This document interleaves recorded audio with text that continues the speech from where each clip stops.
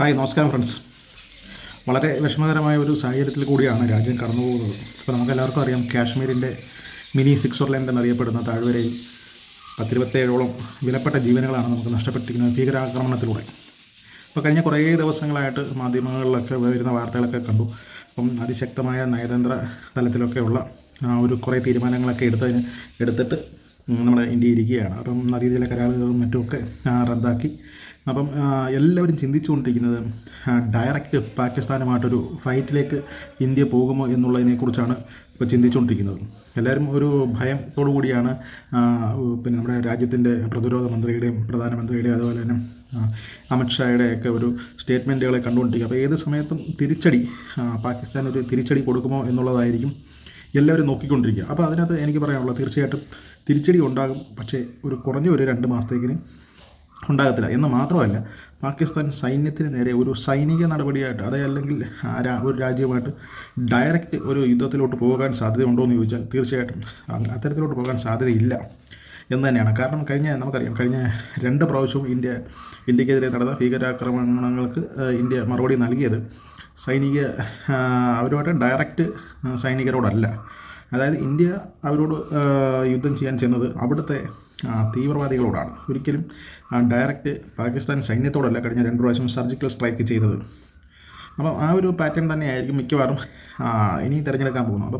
അപ്പോൾ എന്തുകൊണ്ടാണ് ഒരു 2 മാസം താമസിക്കാൻ സാധ്യതയെന്ന് ഞാൻ പറഞ്ഞത്, അവർ പ്രതീക്ഷിക്കാത്ത സമയത്ത്, പ്രതീക്ഷിക്കാത്ത രീതിയിൽ, പ്രതീക്ഷിക്കാത്ത ആ ഒരു സ്ഥലത്ത് ആക്രമണം നടത്താനായിരിക്കും മിക്കവാറും ഇന്ത്യ ഉദ്ദേശിക്കുന്നത്. അതല്ല ഓൺ ദ സ്പോട്ട് മറുപടി കൊടുക്കാനാണെങ്കിൽ ഈ ഭീകരാക്രമണം കഴിഞ്ഞതിൻ്റെ തൊട്ട് പിന്നാലെ ഒരു 10 മിനിറ്റ് കൊണ്ട് അല്ലെങ്കിൽ 15 മിനിറ്റ് കൊണ്ട് മറുപടി കൊടുക്കാനുള്ള കപ്പാസിറ്റി ഇന്ത്യക്കുണ്ട്. അത്രയ്ക്ക് ഫൈറ്റർ ജെറ്റുകളും സൈനിക സന്നാഹങ്ങളും മിസൈലുകളും റഡാർ സംവിധാനങ്ങളും ഒക്കെ ഉള്ള രാജ്യം തന്നെയാണ് ഇന്ത്യ. വിതിൻ മിനിറ്റ്സിന് ഉള്ളിൽ ആ ഒരു രാജ്യത്തെ ഭസ്മമാക്കാനുള്ള എല്ലാ കപ്പാസിറ്റിയും കേപ്പബിലിറ്റിയൊക്കെ ഉള്ള ഒരു രാജ്യം തന്നെയാണ് ഇന്ത്യ. അപ്പോൾ എന്തുകൊണ്ടങ്ങനെ ചെയ്യുന്നില്ല എന്ന് ചോദിച്ചാൽ, നമ്മുടെ രാജ്യത്തുള്ള എല്ലാവരും ആഗ്രഹിക്കുന്നത് എന്താ, നമുക്കൊരു ഭീകരാക്രമണം ഉണ്ടായിക്കഴിഞ്ഞാൽ ആ സെക്കൻഡിൽ മറുപടി കൊടുക്കണമെന്നാണ് നമ്മൾ ആഗ്രഹിക്കുന്നത്. പക്ഷേ ഒരു രാജ്യത്തെ ഒരു സൈനിക വൃത്തങ്ങളായാലും രാഷ്ട്രീയ തലപ്പത്തിരിക്കുന്നവരായാലും എടുത്തു ചാടി അങ്ങനെ നമ്മുടെ ഒരു 27 പേരെ തട്ടിയില്ലേ, നീ പോയി ആ രാജ്യം മൊത്തം ഇല്ലാതാക്കിയിട്ട് വാ എന്ന് പറയില്ല, ഒരിക്കലും പറയില്ല. അത് പറയാത്തതിൻ്റെ കാരണം, മുമ്പുണ്ടായിരുന്ന സാഹചര്യമല്ല ഇപ്പോൾ. പാകിസ്ഥാനാണെങ്കിലും ഇന്ത്യയാണെങ്കിലും തൊട്ടടുത്തുള്ള ചൈനയാണെങ്കിലും എല്ലാ രാജ്യങ്ങളും ഈ ആണവായുധം എന്നുള്ളൊരു സാധനം ഉണ്ടല്ലോ, ഇതെല്ലാവരും കേപ്പബിളായിട്ടുള്ള ആൾക്കാർ തന്നെയാണ്. ഇന്ത്യയിൽ നിന്ന് അങ്ങോട്ട് ഇട്ടാൽ തിരിച്ചിങ്ങോട്ടും കിട്ടും. തീർച്ചയായിട്ടും ഒരു ആണവ യുദ്ധത്തിലോട്ട് പോകാനോ അല്ലെ സൈനികമായിട്ടുള്ള ഒരു മിസൈലുകൾ അങ്ങോട്ടും ഇങ്ങോട്ടും വർഷിക്കാനും തുടങ്ങിക്കഴിഞ്ഞാൽ തീർച്ചയായിട്ടും ഇവിടെ നിന്നൊരു 10,000 എണ്ണം അങ്ങോട്ട് പോകുമ്പം ഒരു മിനിമം ഒരു 500 എണ്ണമെങ്കിലും ഇവിടെ വന്ന് വീഴത്തില്ലേ.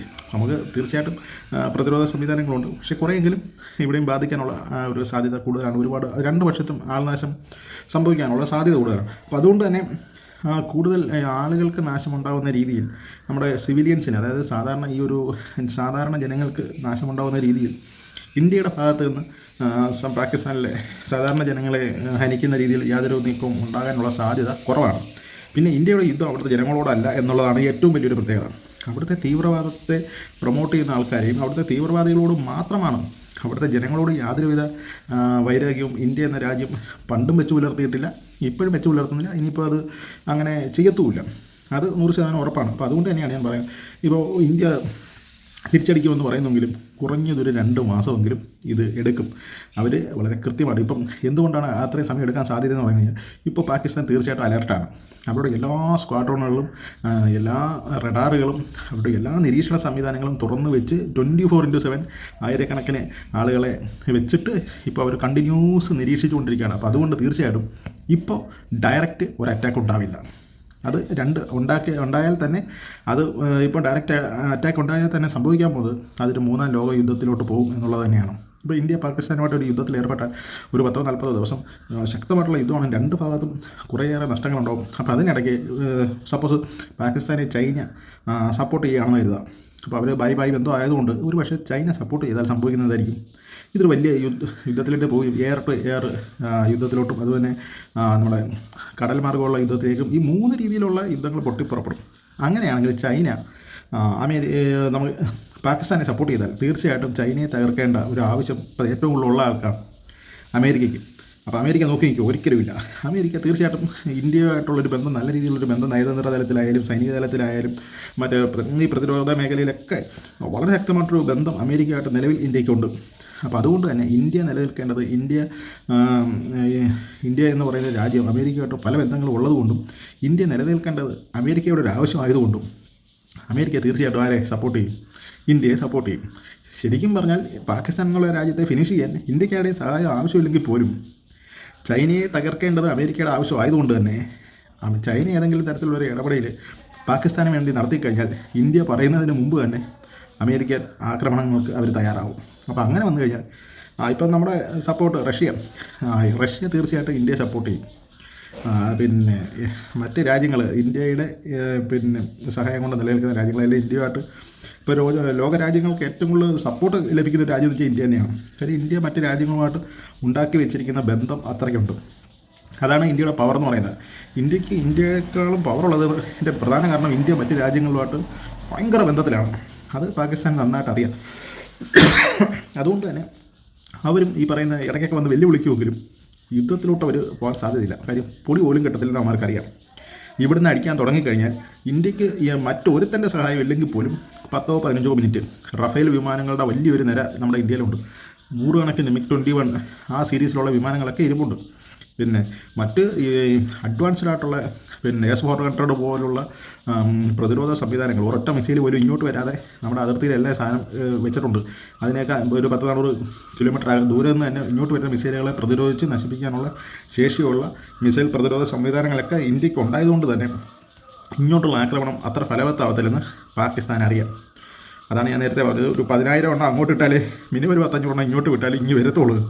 ഏതെങ്കിലും തരത്തിലുള്ള നമ്മുടെ പ്രതിരോധ സംവിധാനങ്ങൾ അതൊക്കെ പിഴവ് പറ്റിയാൽ വേണ്ടി മാത്രം. കാര്യം ഇന്ത്യക്ക് ആകാശത്ത് തന്നെ വെച്ച് തന്നെ ഇങ്ങോട്ട് വരുന്ന മിസൈലുകളെ തൊടുത്ത് അവിടെ എയറിൽ നിന്നുകൊണ്ട് തന്നെ ബ്ലാസ്റ്റ് ചെയ്ത് കളയാനുള്ള സംവിധാനം ഇന്ത്യക്ക് ആവശ്യത്തിൽ കൂടുതൽ ഇവിടെ ഇരിപ്പുണ്ട്. അപ്പോൾ ഈ സാധനങ്ങളെല്ലാം വെറുതെ മേടിച്ച് വെച്ചിരിക്കുന്നതല്ല, കൃത്യമായിട്ടുള്ള സമയത്ത് ഉപയോഗിക്കാൻ നമ്മുടെ ആർമിക്ക് കൃത്യമായിട്ട് അറിയാം. അപ്പോൾ അതുകൊണ്ട് തന്നെ ഈ പറയുന്ന പോലെ ഒരു വലിയ യുദ്ധത്തിലോട്ട് പോകാനുള്ള സാധ്യത തീരെ കുറവാണ്. എന്നാൽ തിരിച്ചടി കൊടുക്കുമെന്ന് ചോദിച്ചാൽ അത് നല്ല ഒന്നാം തരമായിട്ട് കൊടുക്കും.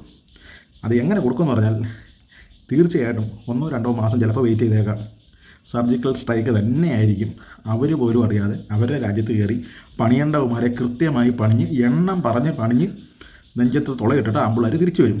അപ്പോൾ അതിനുള്ള പണിയായിരിക്കും തീർച്ചയായിട്ടും ഇവിടെ നടക്കുക. അത് അവർ പ്രതീക്ഷിക്കാത്ത സമയത്ത് പ്രതീക്ഷിക്കാത്ത രീതിയിൽ തന്നെയായിരിക്കും അത് ചെയ്യുക എന്നുള്ളതാണ്. കഴിഞ്ഞ തവണയൊക്കെ നമ്മൾ കണ്ടതല്ലേ, പട്ടാൻകോട്ട് സംഭവമൊക്കെ കണ്ടതല്ലേ, അതുപോലെ തന്നെയായിരിക്കും. അല്ലാതെ ഡയറക്റ്റ് ഒരു യുദ്ധത്തിലോട്ട് പോകാനുള്ളൊരു സാധ്യത തീരെ കുറവാണ്.